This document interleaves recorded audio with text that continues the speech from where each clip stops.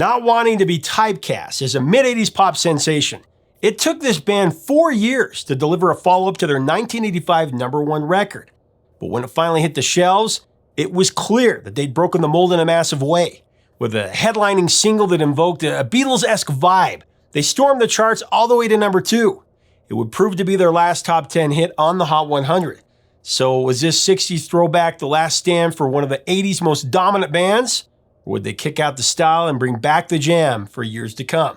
Stick around and you're going to find out next on Professor of Rock. Hey music junkies, Professor of Rock, always here to celebrate the greatest artists and the greatest songs of all time. You know, if you read Rolling Stone back in the day when they actually covered music, you're going to dig this channel. I used to love to read the interviews in there, and I'm sure you did too. Make sure that you subscribe below right now. Check the box, and that way you'll be the first to know when our latest interviews and specials come out. So it's time for another edition of #1 in Our Hearts. This is the show that honors songs that were so unbelievably great. They, no doubt about it, should have been #1 on the Billboard Hot 100, but for whatever reason, be it radio play, lack of marketing, label support, or just sheer stupidity, the song came up short. On previous episodes, we've covered Message in a Bottle by The Police, In the Air Tonight by Phil Collins, and Just Like Heaven by The Cure. Today, it's all about the love power with Sowing the Seeds of Love by Tears for Fears.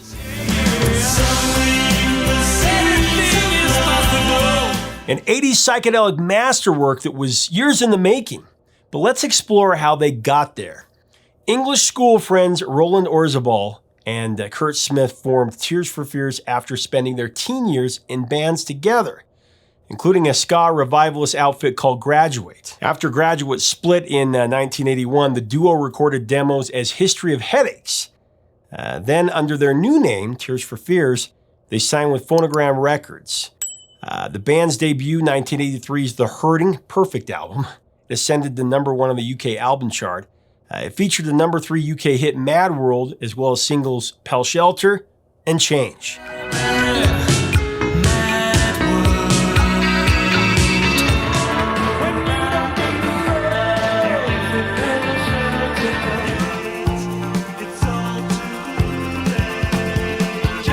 Their follow-up record sidestepped the sophomore slump in a major way. Songs from The Big Chair, that was released in '85, and it reached #1 on the US Billboard 200, achieving multi-platinum status in both the US and the UK. Songs from The Big Chair, it kicked out 2 Billboard Hot 100 #1 hits. There was Shout,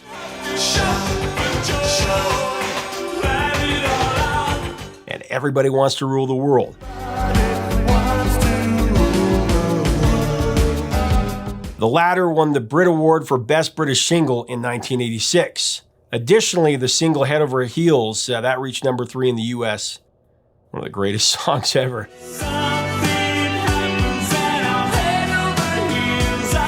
Tears for Fears' second record, Songs from the Big Chair, and their ensuing 1985 world tour elevated the musicians to bona fide superstardom. This massive tour lasted just over a year, and it included performances at the 1985 MTV Video Music Awards.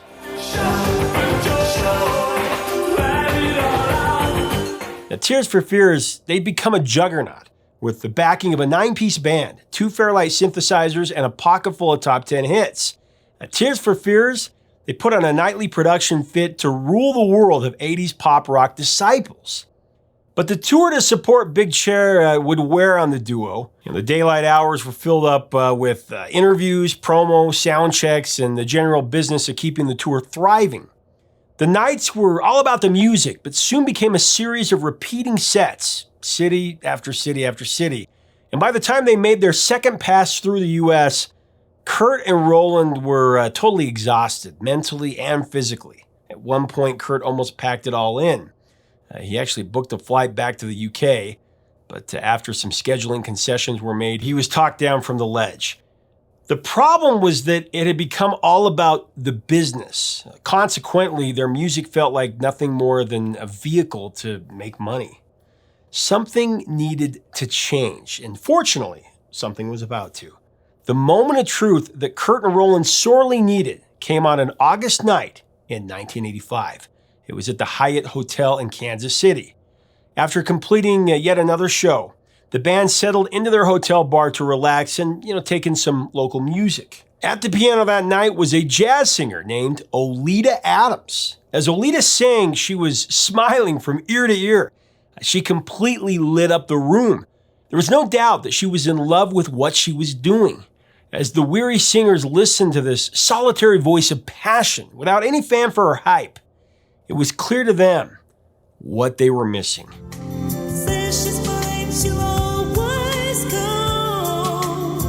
Such genuine, unfiltered emotion. It felt like a spiritual awakening. That night, Tears for Fears rediscovered what music was supposed to be all about. As we further explore this masterwork, I do want to recognize our sponsor, Zenni Eyewear.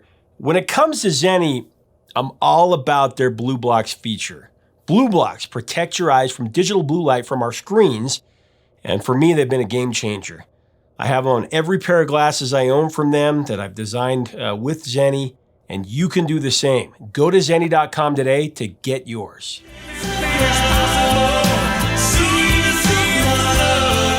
As Oleta's set ended, everyone, went their separate ways, and neither Curt nor Roland said a word to her, but that performance was permanently etched into their brains.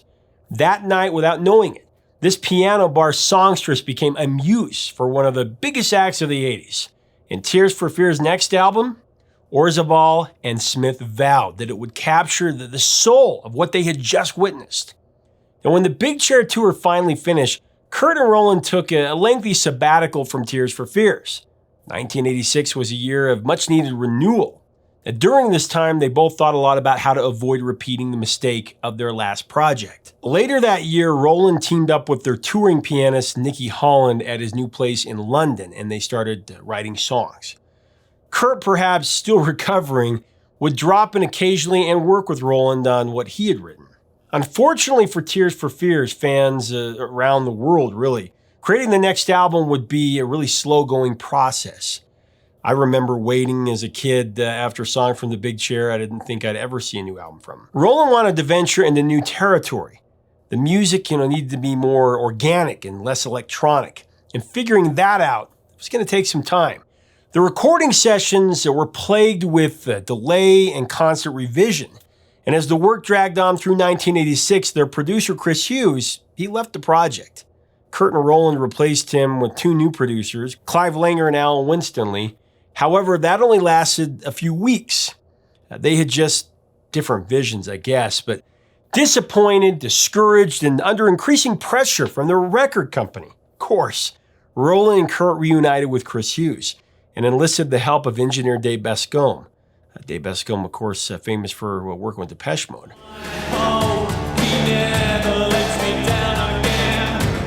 But as the project dragged on, Hughes would leave it again. In Bascombe's words, it was apparent Roland didn't want to be told really what to do anymore.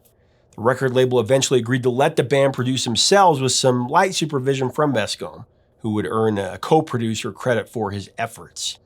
But by the fall of 1987, there was still no end date in sight for the album, and the band badly needed inspiration. And Roland found it. He found it when he remembered that night in the Kansas City hotel. So after tracking down her number, Roland called Oleta Adams and told her about his experience. He also told her that he and Curt wanted her to sing on a new song that they'd just written called Woman in Chains. It really flattered. Oleta agreed, but hanging up the phone, she thought, I'll never hear from them again. But Roland and Curt, they were dead serious.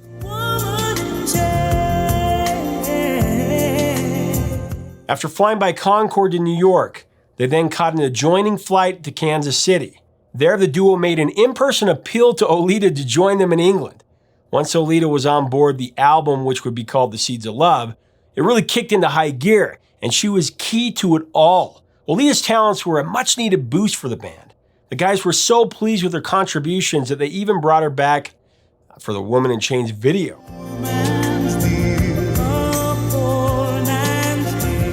And had her join them on stage for live performances.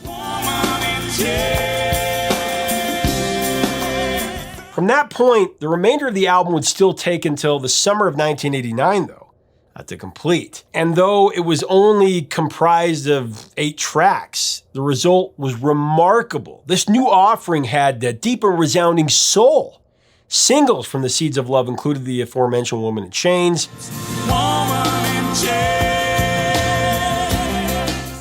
Advice for the Young at Heart, love it.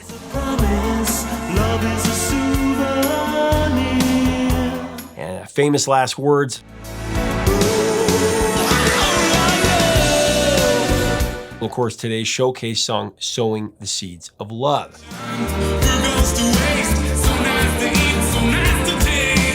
Sowing the Seeds of Love, it's an unabashed throwback to 60s flower power philosophy and a clear nod to the Beatles. It intentionally sounds different from anything that Tears for Fears had done before that. Jangly and just joyous, it is both musically and lyrically complex. There are layers upon layers upon layers to this brilliant post-New Wave offering. The song evokes some of the Beatles' more experimental work, and in particular, it has been compared to I Am the Walrus.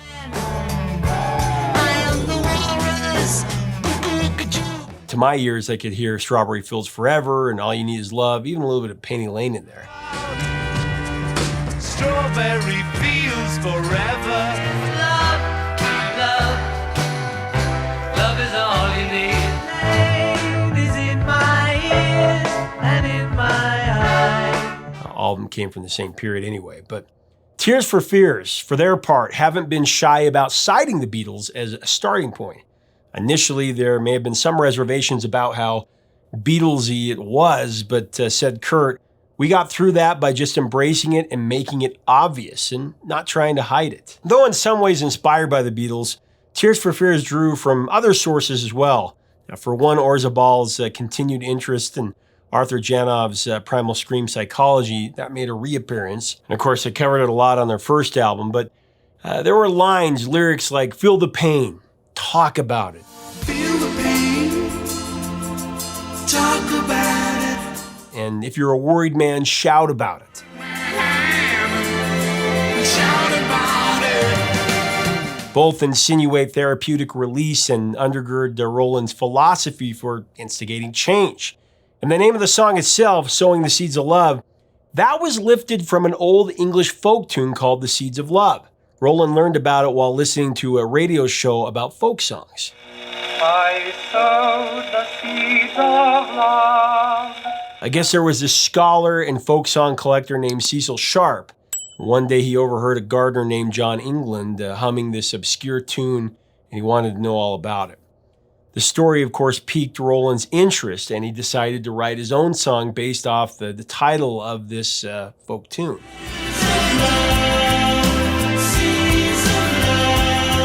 John the gardener also makes an appearance in the lyrics, as in Mr. England sowing the seeds of love.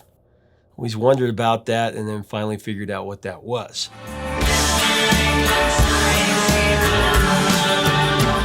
But the song itself moved far beyond its folk beginning to become a mega-sized call to love your neighbor and not give in to the establishment. It starts out with the line, high time we made a stand and shook up the views of the common man.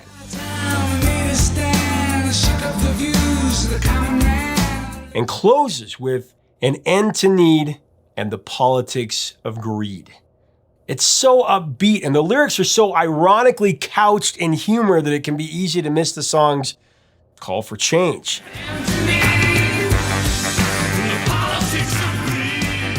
The song's theme boasts a hopeful versus cynical dichotomy, said Roland. The familiarity of the sound cuts through. It gets straight into people. There's no resistance because of the optimism of the chorus. Anything's possible when you're sowing the seeds of love. And then, by the way, blah, blah, blah, blah, blah, this is wrong, but anything is possible. But when you come down to it, the song's most important message, it's about faith in life and love, something for which the song has been accused of being too naively optimistic. But for Roland, these criticisms were a compliment. His purpose was not to minimize the sickness and corruption in the world, but to rather create a positive vision with which to help heal it. Clean, smashing the hope of democracy. Hope has no power if it is never spoken. It's the chorus that most amplifies this positive outlook. I love it. Said Roland about it, it could have been overt, it could have been direct, it could have been straightforward.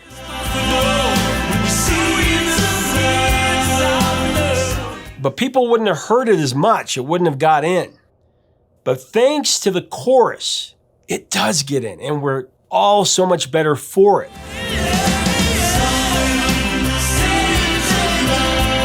Subsequently, Curt has called Sowing the Seeds of Love the best song that Tears for Fears has ever done. If you consider how many parts there are to that song, he said, and the fact that we actually took parts out, it would have to be a 9-minute masterpiece. Sowing the Seeds of Love has got a temp and momentum that just keeps going. It doesn't drop, it's just relentless.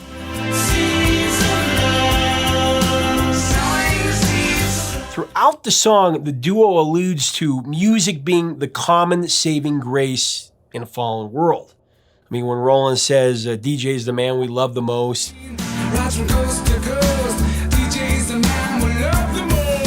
And then, of course, my favorite lyric is when they say, so without love and a promised land, we're fools to the rules of a government plan. Kick out the style, bring back the jam.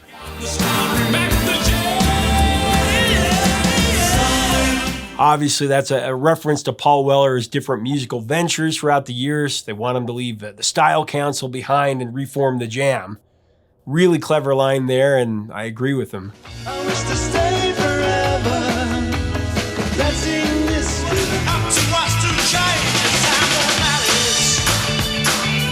change the jam. Anyway, we gotta do something on them. Sowing the Seeds of Love came up just short of being Tears for Fears' third US #1. It stalled at #2 behind Janet Jackson's Miss You Much.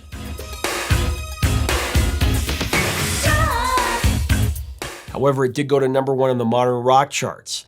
Internationally, it was a massive smash across the map. It went to #8 in Sweden and Spain. It went to #5 in the UK, #4 in New Zealand and Ireland, #3 in the Netherlands, #2 in Italy, and it went to #1 in Canada.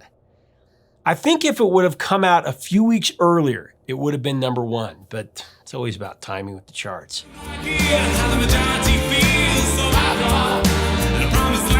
The success of Sowing the Seeds of Love would be the album's peak. From there, Tears for Fears' incredible 80s run began its commercial descent. Follow-up single Woman in Chains did break the top 40 on the Hot 100, coming in at #36, but was a far cry from top of the chart domination, though it should have been way higher. Great song.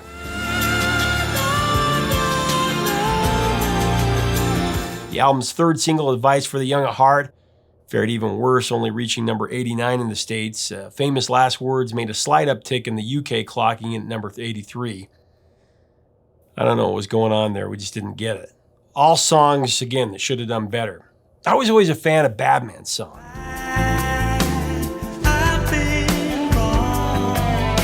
This really is a masterpiece of an album for Tears for Fears. I think the label was just sleeping on the job. Even Roland would allude to it, saying once that Sowing the Seeds of Love only got to #2 and it gave their record company an excuse to take their foot off the gas.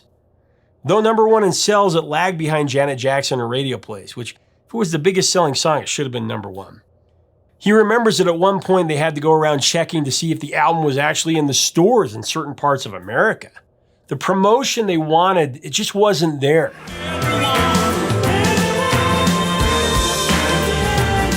And since that time, Tears for Fears has yet to make a repeat top 10 appearance, at least single-wise. Sowing the Seeds of Love was essentially Tears for Fears' last stand commercially. Until, we'll get to that part.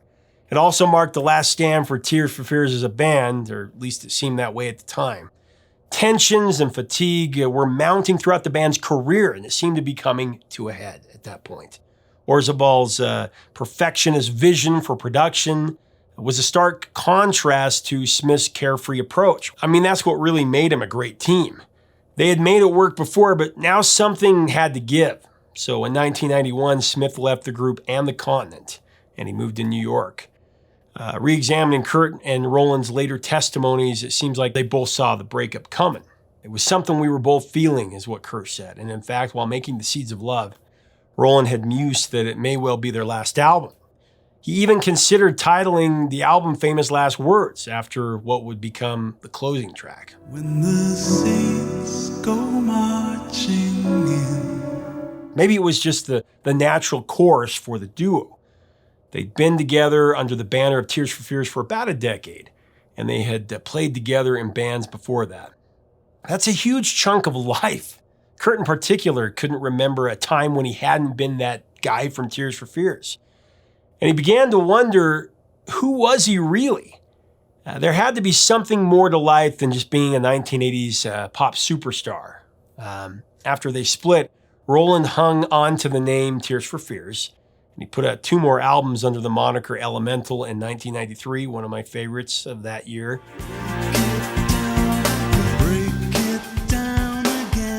And Raoul and the Kings of Spain in 95, another great album. Both you need to check out.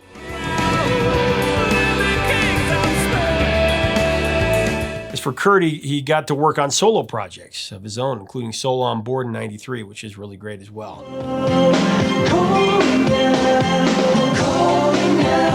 Then after a lengthy hiatus, the two reconnected in 2000. According to Roland, they hadn't spoken for 9 years, 2 months, and 3 days. And Curt would facetiously say 4 hours, 6 minutes, and 24 seconds. Love that.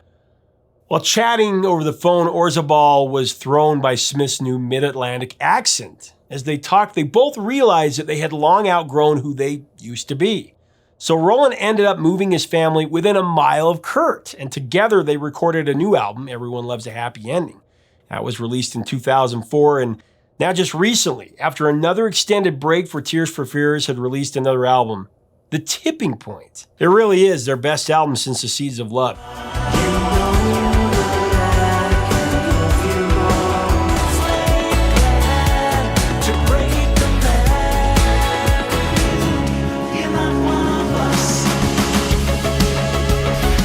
You got to go listen to it. Now, should we cover it on here? Let me know in the comments. I want to get an interview with them too. I've been trying. Tears for Fears, just one of my favorite bands of all time. Top 20 for sure. Now, I've gotten in trouble for saying this in the past, but to me, TFF, they're the Beatles of the 80s. I'm not talking success-wise, though they had plenty of success in 85. I'm saying that if the Beatles would have made an album in the 80s with synthesizers and purpose, I think it would have sounded a lot like Tears for Fears. They had 3 pretty close to perfect albums in the 80s. And even though there are several TFF songs I personally like better, I believe that Sowing the Seeds of Love is their all-time masterpiece.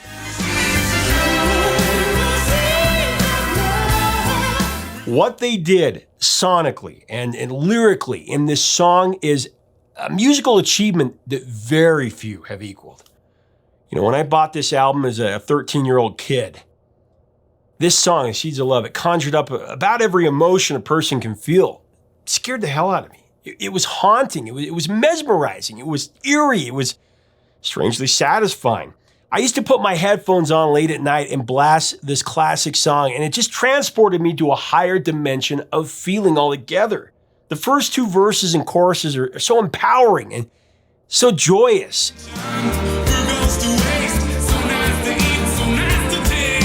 And then comes that light-filled bridge that is just one of the best of its time, or really any time. When Roland says, feel the pain, talk about it. If you're a worried man, then shout about it. Open hearts, feel about it. Open minds, think about it. Everyone read about it.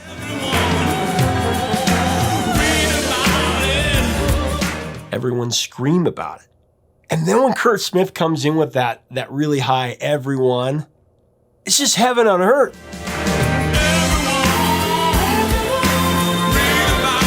And then Roland continues, read about it. Read it in the books and the crannies and the nooks. There are books to read for us.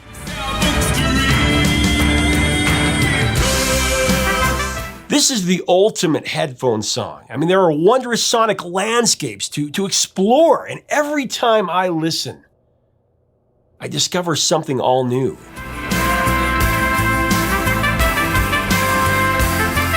It's the kind of magical, auditory adventure that artists used to painstakingly strive for, even if it took them years. Much like the Beatles did in the 60s, with this song, Roland and Curt really made us believe in love power.